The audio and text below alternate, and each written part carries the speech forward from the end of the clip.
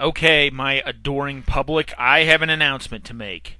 I'm getting out of the YouTube business. Yeah, it's about time to make the strange changes. And because I failed out of college.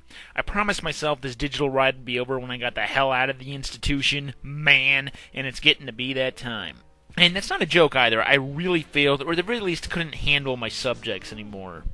I went and joined the Navy. Gonna see the world. Or at the very least the sea. I still had a couple more videos I wanted to put out as the big farewell tour, so I should start getting to those.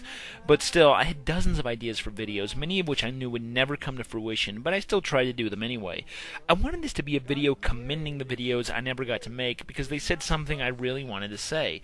Of course, a lot of my videos focused on obscure works from famous authors, books that were usually breaks of form for them, and I wanted to document those works. One was The Girl from Hollywood by one of my idols, Edgar Rice Burroughs, who was a very famous science fiction writer known for his Tarzan, John Carter, and various books of action and adventure.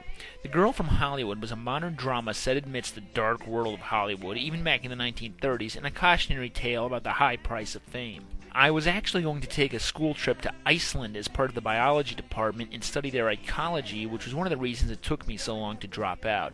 I'm really heartbroken I won't get to go too, but I'll survive. Anyway, whereas I read Shogun by James Clavell while I was in Japan, I was planning to read Eric Bright Eyes, a Viking novel of H. Rider Haggard, the guy who wrote the famous King Solomon's Mines and She, and I was going to compare it with actual Viking sagas, such as the Tale of Gisli. I had a whole study of Icelandic literature planned. There was a series of spaghetti westerns starring Lee Van Cleef and Yul Brynner being a wild parody of the genre called the Sabata trilogy, which I very much wish to talk about.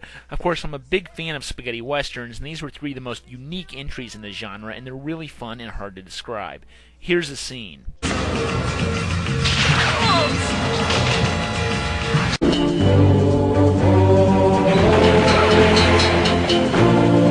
Also, there was an Italian-Israeli production called God's Gun, which also featured Van Cleef and Jack Palance.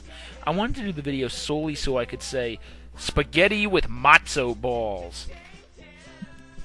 I got about halfway through Arthur Conan Doyle's The White Company, his historical novel about knights in medieval times, which he lauded as the favorite of all of his works. I, at the time, had trouble reading it and simply didn't want to finish it. Seems to be a pattern around here. There was a very well-made science fiction film called The Europa Report, which was a very realistic and welcome respite after I saw the film Interstellar, which I hated with a passion. Interstellar gave me a fever, and the only prescription was the Europa Report. I just wanted to throw it some attention. I felt it deserved more. Philip K. Dick wrote 5 mainstream novels, non-science fiction, and only managed to publish one called Confessions of a Crap Artist. I really don't like Philip K. Dick personally, but I always think it's interesting when a well-known science fiction author writes outside of his genre like a normal person does. There are many ways to describe Philip K. Dick, but normal is not one of them. Not that I would use it on anyone else, you understand. Part of the problem was I could never find the damn book. On that same note, I could also never find a book called Killer on the Road, also known as Silent Terror by James Ellroy, a very prominent detective fiction writer. You might know him from the film L.A. Confidential. Most of his books are from the police perspective, showing cops taking on criminals. This book focuses on the criminal and how he chops people up. Also, some of the story takes inspiration from the author's own youth. I was going to try and do a comparison between the old DUNE movie by David Lynch and the new DUNE TV miniseries, with, of course, the old film winning because it's just more interesting, even though it follows the story less. I was also thinking of doing a comparison between DUNE and all the other works by its same author, Frank Herbert, showing how it was his one big hit and why all the others failed. Lastly, I wanted to make a video about DUNE 2, which was one of the video games that redefined the RTS genre, such as the ones that made the Blizzard company famous. On this same comparison theme, I wanted to do a rundown of Alan Moore's Supreme comics, which was his revision of an Image character which was a take on Superman. It was a nostalgic look at Superman, using the gritty realism of the Image Comics brand as a frame. By the way, if you ever get the chance, read this comic. It's awesome, in every possible way. It was very similar to Grant Morrison's take on Superman, All-Star Superman, which received a lot of praise from fans, both old and new. I thought it would have been interesting to make a formal comparison and contrast. Also, kissing Alan's ass just a tiny bit more Get it? He did some more work with an image called 1963, which was a loving parody of the 1960s Marvel comics, recreating those old-school adventures, which is one of Alan's most underrated works, in my opinion. This is another one that if you get the chance, you have to read this comic. If I had time, I would make some kind of push to get it published, but I don't. Lastly, on Alan Moore, he had a comic called A Small Killing, which was his only mainstream comic in that it didn't have aliens, robots, superheroes, or whatever the hell else. It's his pretentious, semi-autobiographical story about an artist who compromises his vision for filthy money and finally leaves the corporations behind in the end. On the other side of alternative comics, I wanted to look at Marvels by Alex Ross and Kurt Busiek. It's a painted comic retelling many of Marvel's most famous stories in a somewhat chronological fashion, like the characters actually get old and things.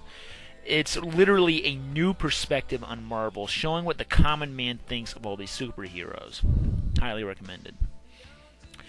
Back when the King Kong remake came out, the 3-hour epic, there was a video game that came along with it that was pretty unique, or at least I thought so. It was a first-person shooter that would stop being first-person, and you could play as King Kong himself, running around and fighting dinosaurs.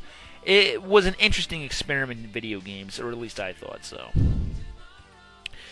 Lastly, I wanted to highlight a television show that I felt deserved a little more attention. This show was called TITUS, and was a dark comedy based on the life of Christopher Titus, a redneck comedian who lived a pretty funny life. It was an old Fox show that was known for its rather risque humor, made all the more palatable by the fact that some of it really happened. Pop, we think you have a problem. It's about your drinking. But I haven't had a drink for a month. Dad. We'd like you to start again. And that's about it. As you can see, my reach extended my grasp, but my mind is always restless. Once you get started on these things, you can't stop. These may have been the ones I didn't get to, but I've still got a few more up my sleeve you might want to see.